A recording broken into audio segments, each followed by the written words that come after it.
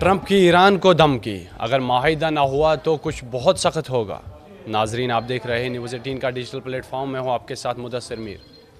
ایران اور امریکہ کے بیچ مسقط مذاکرات کے بعد سفارتی عمل کا رخ کیا ہوگا؟ اس حوالے سے کیا سارایو کا بازار گرم ہے۔ بات چیت کا کوئی ایسی فریم ورک سامنے نہیں ہے جس پر فریقین کا اتفاق ہو۔ ایران اور امریکہ دونوں اپنے اپنے موقف پر قائم ہے۔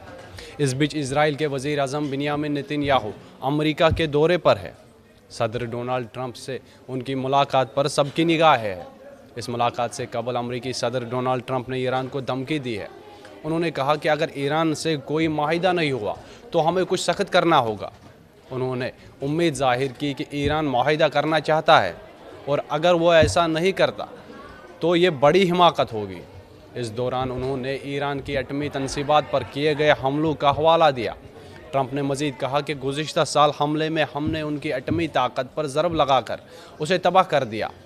اس بار ہم کیا کر سکتے ہیں، ہم دیکھیں گے۔ انہوں نے پھر کہا کہ یہ ایک اچھی ڈیل ہونی چاہیے، نہ جوہری ہتھیار اور نہ ہی میزائل۔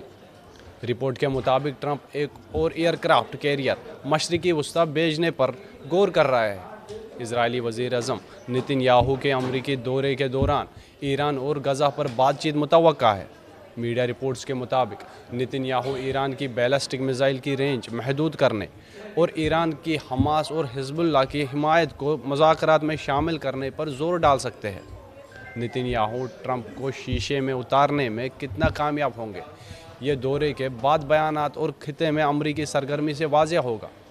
ٹرمپ ایران میں حکومت مخالف مظاہروں پر کریک ڈاؤن کے بعد سے ہی کارروائی کی دھمکی دے رہے ہیں۔ اس کے بعد سفارتی عمل کو موقع دینے کی بات کہی گئی ہے، جس کے نتیجے میں فریقین مسقط میں بات چیت کی میز پر آئے تھے۔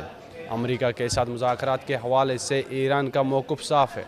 وہ جوہری پروگرام تک اس بات چیت کو محدود رکھنا چاہتا ہے۔ ایران نے واضح کر دیا ہے کہ اس کا میزائل پروگرام کسی بھی صورت میں مذاکرات کا حصہ نہیں بن سکتا، چاہے امریکہ کے ساتھ سفارتی رابطوں کی امیدیں کیوں نہ بڑھ رہی ہو۔ ایرانی قیادت کا کہنا ہے کہ میزائل صلاحیتیں ملک کے قومی دفاع، خود مختاری اور سلامتی سے براہ راست جڑی ہوئی ہے اور ان پر کوئی سمجھوتہ ممکن نہیں۔